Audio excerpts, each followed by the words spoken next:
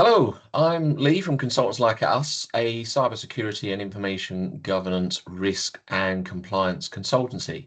And I'm going to be the chair on this video because you'll note that we are actually missing someone if you've been following us on our previous videos.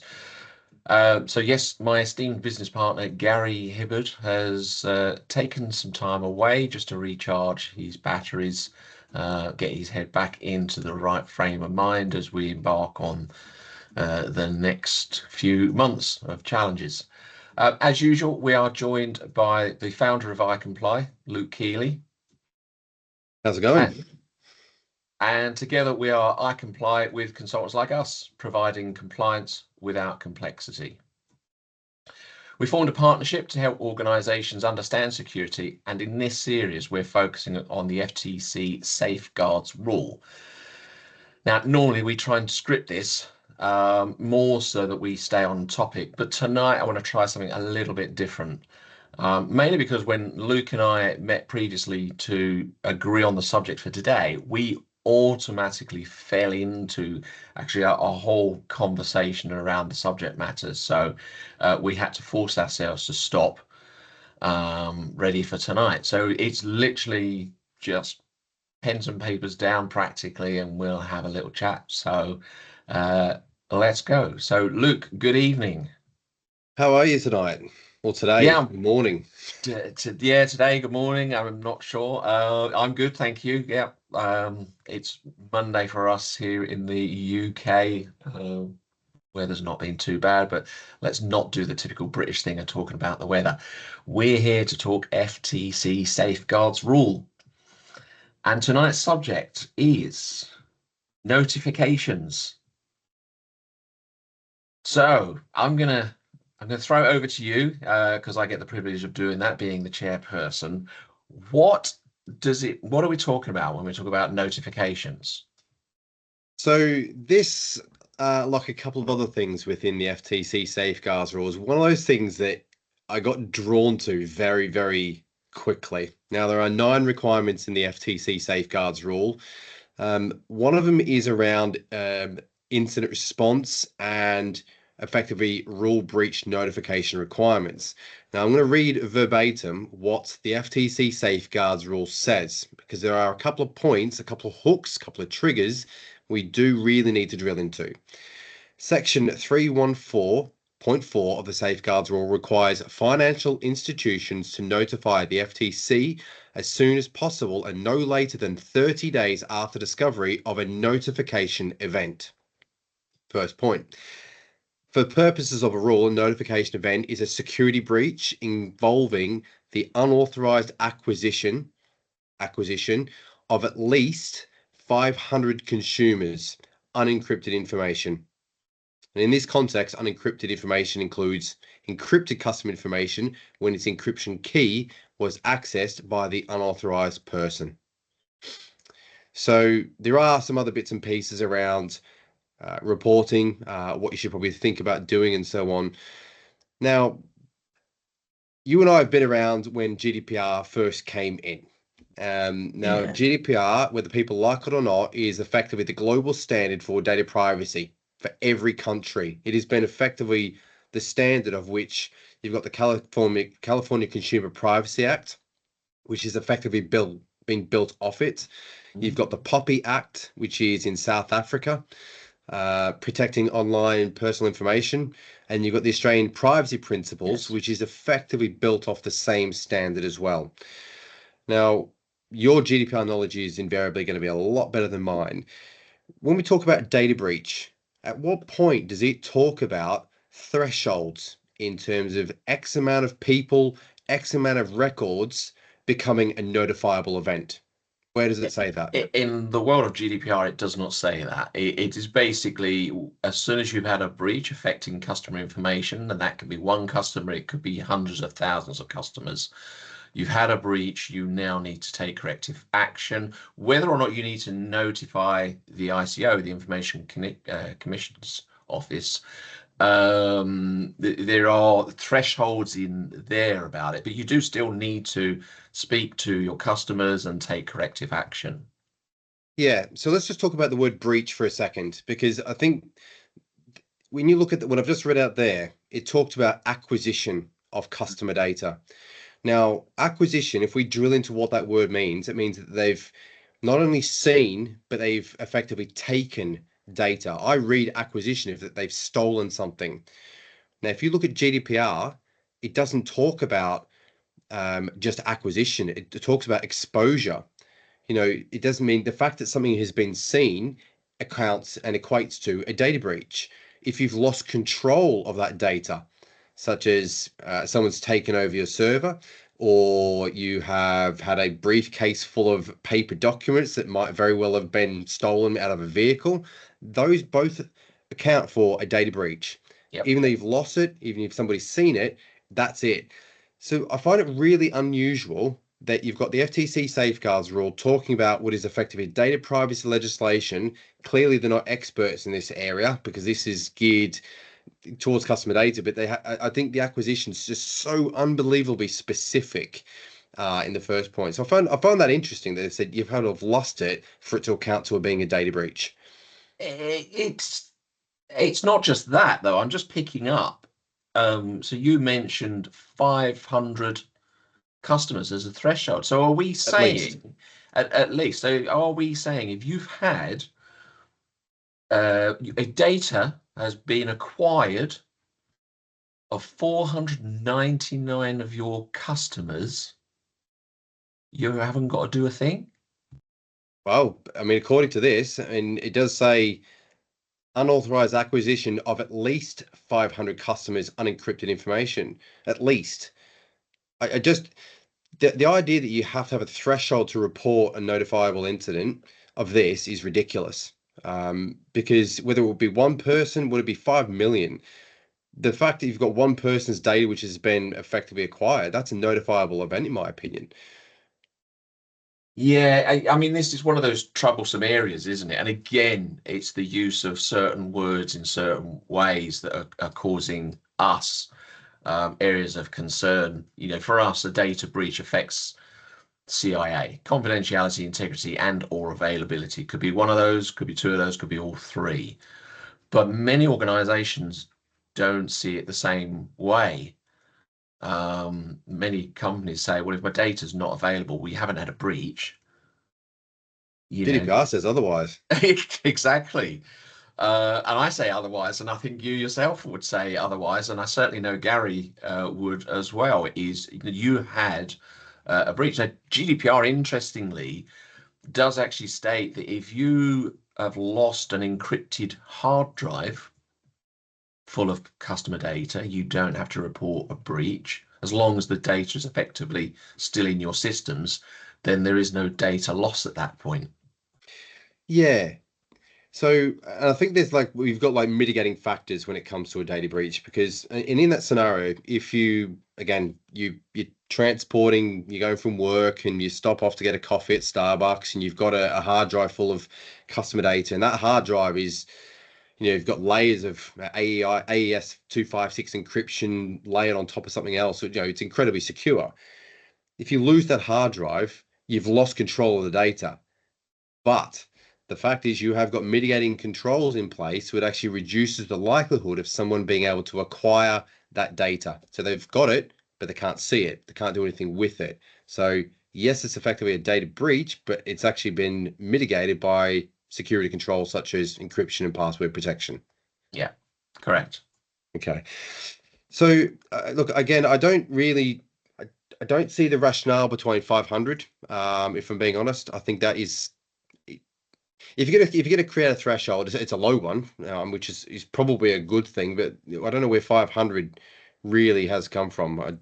There might be a rationale behind it, but like most things with the FTC safeguards rule, they don't really go into enough detail about why, and also the rationale behind it as well. I think I am going to liken this back to a conversation I had many years ago when GDPR did first come in, and this was around the use of email addresses. When essentially GDPR doesn't come into force if you're using somebody's corporate email address. And I said, well, what's the definition of a corporate email address? And oddly enough, there's no real threshold there other than the size of the organization. If it's big enough that you've got multiple people of the same name, you'll typically then put perhaps a number at either at the beginning or typically at the end of their name. So Lee Scory at consultants like us, if we were hundreds of thousands of staff worldwide, there could be another Lee Scory somewhere on this planet, and they might be lee.scory1 at. So that would be a corporate Yeah. email address, but it's still difficult to say whether there's any real truth behind that. And my guiding advice to people in those situations is stop trying to determine whether or not it is a corporate email address and just treat it as a named address. So it's one name, therefore GDPR applies, and treat it that way with the respect it deserves. So it's the same here. As much as there is a threshold of 500, which is very worrying for us, don't look at that threshold as 500. If someone has acquired just one of your data subjects' data records, then you need to put into action your recovery, how you're going to deal with the customer themselves, how you're going to help them. Yeah, I think, I think that leads on to a nice point, really. Let's use the 499. So you're just below the threshold. So arguably, according to the letter of the law, you don't necessarily need to report it. So in that scenario, you might very well elect to do nothing. You might simply say, I'm not going to tell any of the customers, hear no evil, see no evil. And they decide not to do anything about notifying the customers at that point. Now, criminals are notoriously pretty bad at keeping promises. And the fact is that they're deceptive by nature. They could very comfortably reach out and tell the customers that they had their data breach. What kind of kicking do you think the accounting firms are going to get that not only have they had a data breach, that they did a zero to tell the customers that their data had been breached, had been acquired by somebody else? And I think now you're facing civil liability from the actual customers. And I think you've got to run that risk anyway by having a data breach. By doing nothing, not only is that morally and ethically wrong, I think you're actually really firing up the missiles to come in your direction if you don't at least show some level of goodwill and best practice by helping the customers through, not only recovery, but helping them through the data breach process. And you're absolutely right. It's that head in the sand scenario of no, I'm just going to hide, and if I don't talk about it, then hopefully nothing will come of it. But as you say, these bad actors out there, they've acquired the data and they're not getting the financial benefit that perhaps they've come to you for. They'll take you down another way. Yeah, so, that's if you just let's go across to Ashley Madison for a second. If we think back to Ashley Madison, now I know Gary's particularly well versed on this, not for the reasons why we. We don't know that, but he says. Yeah, well, okay, innocent until proven guilty. Yeah. But if you look at what happened with the Ashley Madison scenario, it wasn't necessarily the data breach, and obviously this was very much an ideological hack on a company that they just fundamentally disagreed with. They didn't really threaten the company so much. They actually targeted the very people who were exposed in that. And that was like morbidly bad because obviously the outcome is for the people who were found to have been participating in that kind of activity. There was a lot of self-harm as a result of that. And you've got to think that cyber criminals aren't really bothered just by, if they've got a monetary value and they can get a quick buck out of it, they're most certainly going to do it. So I just think that 500, when we go back to it, is setting the wrong, I'm trying to think the right kind of word here, the wrong example for a firm. Saying you've got to be you've got to hit that before we're actually really bothered. And I think that is such bad form for, a regulatory authority saying that's the threshold at what point we actually become concerned. Well, you've got the added problem now. How many accountancy, financial institutions in the US have a customer base of less than 500 customers? I honestly couldn't tell you. So you've got a whole raft of organisations there that, if they're listening to this now, are going, I don't know what I've bothered listening to the other webinars for because my customer base is not big enough for this to ever be a problem for me. I'll tell you what, give me 1 second because Google's never wrong, nor is AI. I'm going to ask Perplexity how many accounting firms are there in the US. And let's see what it This will comes be back. very interesting. Okay, And this is why we haven't scripted it, folks. there are approximately 52,000 CPA firms operating. In addition, there are 36,500 solo accountants. Yeah, so they're talking around about 88, nearly 89,000 organizations there. Now, Of a customer base less than 500. oh no, they doesn't. We don't talk about the customer base because obviously Okay, Perplexity wouldn't be able to see that. It's just the number of right. accounting firms. Now, even if that was like 10%, that still had to report that. It just, I don't know. I think 500 is just a bad idea. I think at some point, and I do hope they rethink that in the future. They take a little bit more inspiration from things like GDPR, which is like one person alone is subject to harm. Focus on at least that. You know, one person onwards becomes a problem for your firm if you have a data breach. Yeah, I fully agree with you, and this is why this topic kicked off the other day between you and I. Anyway, is that the 500 is sending the wrong message. And for anyone out there listening, if you are one of the organisations with a customer base less than 500, I'd love to hear from you what your take on this is. If you should have well, we'll call it a data breach, but an acquisition essentially of your customers' data, what are you going to do? Are you just going to look at it and say meh, or are you going to take action? Very interested to hear everyone's thoughts on that one. Well, you got two potential lies there to happen. One, yeah, of course we'll do something about it, and the other one is, yeah, we're not, we'll do nothing about it, which is fine. They're actually owning up to it, but if they say they're going to and then don't, you know, I do wonder how much truth would actually get out of that. Um, there is another part to this as well, which is the notification event itself, and that's when it's discovered. So a notification event treated as discovered is of the first day on which such event is known to you.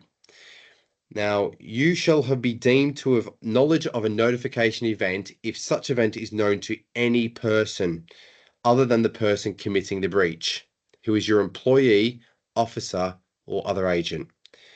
So, you shall be deemed to have had knowledge of the notification event if such event is known to any person. I'm gonna have to read over this a few times to make the sense, but that sounds to me that anybody in the firm, It's to me, it's anyone other than the bad person, actor that yep, if anyone recognizes that this breach has happened, then you are now obligated to respond to it within the, what do we say, 30 30 days. days? Yep. Just out of interest, that 30 working days or No, just as 30 days. I think we'll probably go for calendar days. yeah. But no, it does again, that would be too specific. So I suppose my question is that like, and I sort of agree to a point that anybody who identifies an event, like a notifiable event, yeah, absolutely. I think the firm should be on the hook with that. It's what do you do with that information? So you and I are working in the same firm. I happen to see something. It could actually be something as daft as, okay, I can't use documents on a printer because clearly that doesn't work here. Because I'm not acquiring the data. I've seen it, but it doesn't mean that I've actually acquired. Well, what about acquisition of knowledge? Let's just pause for a second. Acquisition of information, does that have to be in a theft sense, or the fact that is I now know something I did not know before? So again, let's go to the printer scenario. You and I are in. You've just printed everybody's salaries, who's getting bonuses, what for the year. I happen to go to the printer. I pull out this document, and I'm like, oh, look at that. Gary's getting a ton more than me, and he's done half the work. Now that is going to data breach territory. I now know something I didn't know before. Is that That you acquisition? shouldn't know. Yeah, Yeah, exactly. is that acquisition of knowledge? I would have to agree and say yes, it is. But now it's how many employees do you have? Is it less than 500 employees? In which case, Well, do you get to bury your head in the sand again? oh yeah, okay, you've got me on that one. But even still, it does make you wonder about what does acquisition actually mean? If in law, in again going back to law enforcement background again, if you look at when you look at points to prove in any form of legislation, they actually provide some level of definition on what a key word means. So if we look about the theft, there's certain points to prove for theft. Permanently deprive. Well, they define what permanent means, and they also describe what deprive means. And so they're quite important words to have a definition on. And why do we not have a definition here on acquisition? I'll have to do some more research, but it's not jumping out at me right now, I must admit. Be that as it may, come back to the point. We've got someone has identified a notifiable event. Is it their responsibility to report it to the ICO? Do they have to tell the qualified individual who's responsible for the security program? Do they have to tell the board? Who's Yeah, so for me, this moves straight into your incident management process, so that you need to have a very clearly defined incident management process, and quite clearly, all staff need to know what that is. So at that point, if you know, if you're the cleaner and you're aware of the incident management process and you notice there's been an acquisition of data by someone, without knowing does it affect enough numbers, they should at least recognize that, we'll call it, an event has happened, and that they can notify the business team to then deal with it. Because interestingly, I have seen an issue not quite tied into this, but again, leaking back to GDPR, where a customer called in requesting information on themselves, but they called the reception area. The receptionist put a post-it note next to their keyboard because they didn't know who to talk to, completely forgot about it, went on holiday for a week or so, came back, and happened to bump into the security officer at the time and went, "Oh, I've got this request that came in for customer data. Do you know what we do with it?" And all of a sudden, they were a week behind. oh dear. And yeah, so they've got 30 days, and you can't just excuse, well, they didn't know what to do. You've got to make sure people are trained, and that does mean every person being trained, because as a bad actor, I might just call in, and what number am I going to phone? I'm going to look up your central number on your website. That's not going to get to your CEO. That's not going to get to your incident management team. It's going to get to your customer team at best, but it might just come through to someone on reception, or at worst, it might just be a voicemail box. But do you remember? I don't. It was a year before last, I think, where a company had a data breach, and they had was ransomware as well. So they held them to ransom. They decided not to pay the ransom, even though they said they'd got the data. They did nothing with it. The cyber criminal went and actually reported it to the legal authority, saying, right, well, if I can't get the money, I'm going to do you another way. So they actually reported it to the legal authority.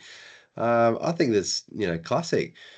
Um, I want to talk. If you're familiar with the term vicarious liability, is that you inherit if somebody bad does something and you're under control of the business or a cohort of people, you're effectively on the hook for that as well. And that's why I'm just going back to this again. You shall be deemed to have knowledge of a notifiable incident if such event is known to any person who is an employee, officer, or other agent. And again, I read that and it's like, even if there's another employee in the business, at the point they actually realize there's something wrong, there's data breach, the business now is deemed to know that there's a problem. And like that, the whole incident response part you're talking about, that how is an employee to know that's a notifiable incident? How are they to know how to respond to that? I just think that is probably one of the biggest parts about the FTC safeguards rule that is screaming security, education, and awareness. Not just about the actual phishing. This is what phishing is. This is what ransomware. The response to such an event, which is equally as important as knowledge of the event itself. Yeah, I think it's really interesting that the way they said effectively you're on the hook regardless. If anybody finds something that equates to a data breach, you effectively know. Yeah, and it's also troublesome. You and I both do the same. Is we treat whether a breach has happened or not. If there is the possibility, if there is the thought that a breach has happened, we take action on it. We then investigate it 100%. to find out if it has or has not taken place.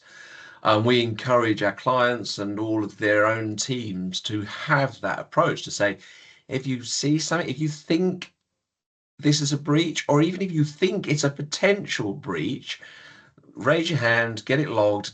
Let's get a ticket in the system. Let's look at this and take whatever action we need. And it might be that we don't need to do anything because it's perfectly innocent, or more often the case is, well, it's not something that's going to happen today, but it is a risk that could eventually happen in the foreseeable future, and we need to take action against it.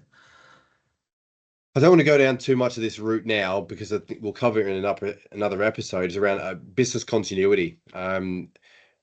I think there's too much emphasis on the incident response aspect, where you're reacting to something. Something bad's happened. You're now reacting to an event, to an incident. There's just simply too much emphasis on incident response these days, in my opinion, because I think it's almost like that reaction piece where business continuity underpins absolutely everything in an organization. There should be more emphasis on business continuity because that's the thing that's really going to save you at the end of the day. Um, Incident response, yeah, you can obviously put some measures in place to stop something from happening. But ultimately, that business continuity piece is the thing that's going to save you from having to do a backup or to try and claw back data or to know who does what in the event of an incident. It's just, again, I think it's a little bit short-sighted to just talk about incident response alone here without talking about availability and business continuity.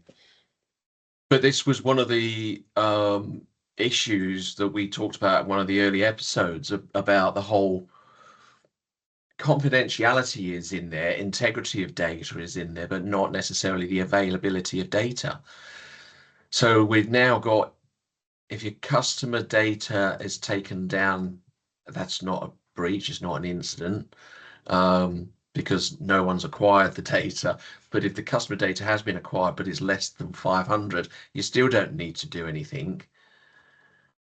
I mean, it's almost like this, I'm sorry to say it, but the rule is almost not worth the paper it's written on.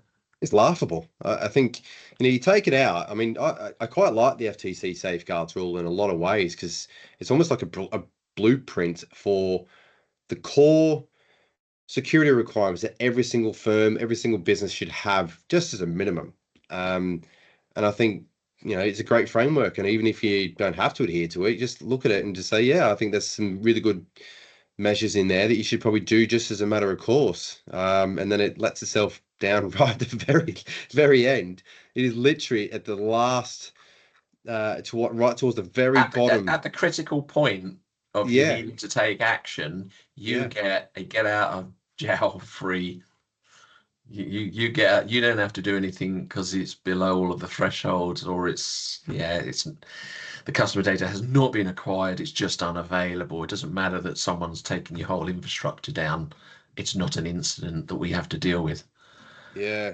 Well, look, But that's then are you going to deal with it? It's your business. If your customer data's down, or you've got 499 people all trying to phone you because they've been notified, your customer base of all 499 is now phoning you wanting answers. yeah. I think this is also where, if you look at the state by state data privacy legislation that's coming into the US, I think we're up to 19 now from memory. That is potentially the failover here, where this is not a data privacy legislation through and through. Yes, customer data privacy is quite central to the safeguards rule, but it might very well be that state legislation kicks in instead if it actually meets certain criteria. I've got to admit, and you look at what's happened since 2018 when obviously GDPR came in and the California Consumer Privacy Act came in as well.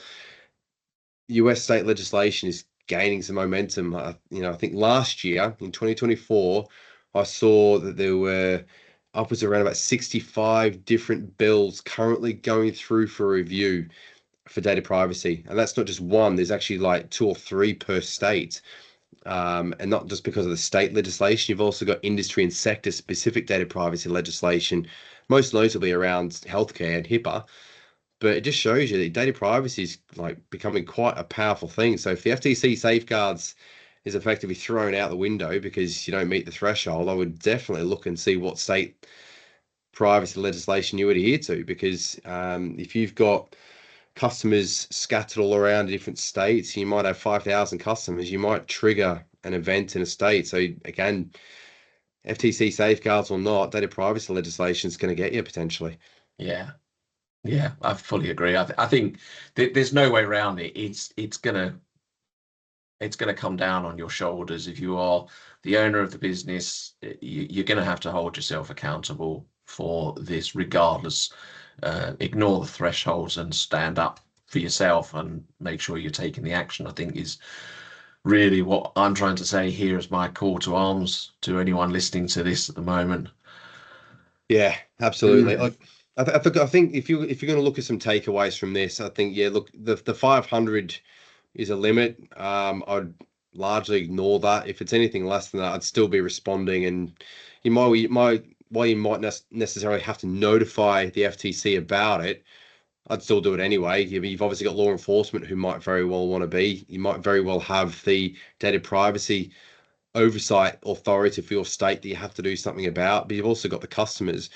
But that whole incident response bit, I think, is the thing that's screaming out here that you need to get right. And that's that security education awareness, not necessarily about what phishing is and what ransomware is that if you see something you don't like the look of it, how do you respond? So every employee, contractor, worker knows how to report something to someone within the business who can then do that due diligence assessment. So that's the first part, that education bit. The second part is around roles and responsibilities inside an incident or an event. Now, you're going to have incident commanders and incident handlers and someone who's effectively going to control an incident. But if you're an employee, you still have a role to play. You need to know what you need to do in the event of actually detecting a security incident or a security event. Everybody needs to know how to report a notifiable event, whether I had a phishing email come through. Do I just click that button that says report message button goes to Microsoft to delete? Or if I clicked a link, in which case, do I have to fill out a form? Do I have to go and speak to a line manager? Do I have to log a ticket? Whatever it is, the employees need to know what to do in that kind of scenario. They need to know, and they need to be able to do it quickly and cleanly. You don't want them reading a manual that explains, in 30 pages how to go and get this logged. You need a quick, surefire way of doing it. You may be set up for text messages into your organization. If you're using Microsoft platforms, you've got Teams, perhaps create a hot call group on Teams for these sort of things. But I mean, you're absolutely right. The training and awareness element has got to hit everyone across the whole business, no exclusions.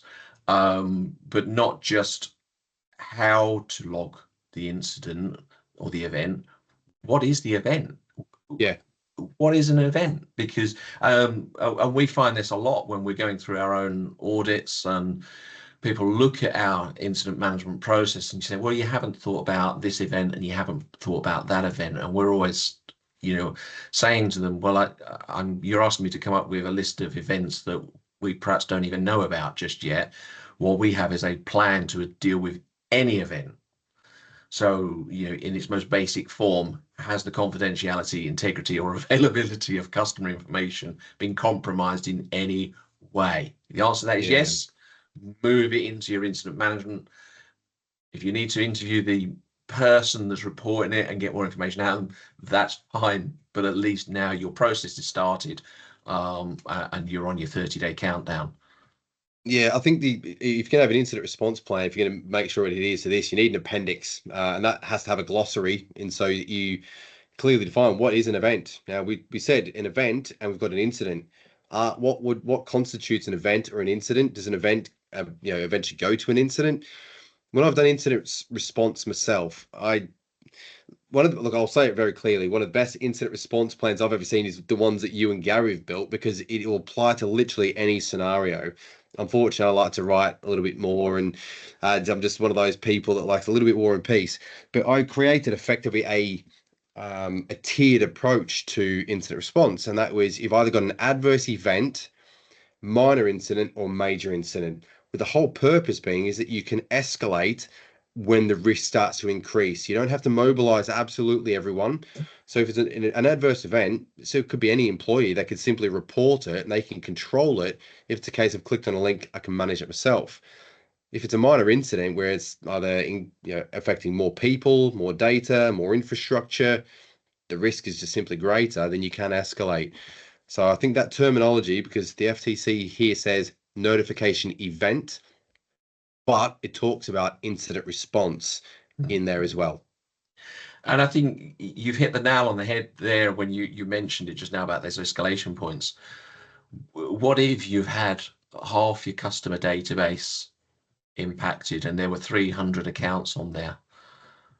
And what if there's a matter of time before the other half gets compromised? Are you sufficiently geared up to recognize that this has gone from 300 to 600? You're over the threshold. You've really got to be dealing with this now.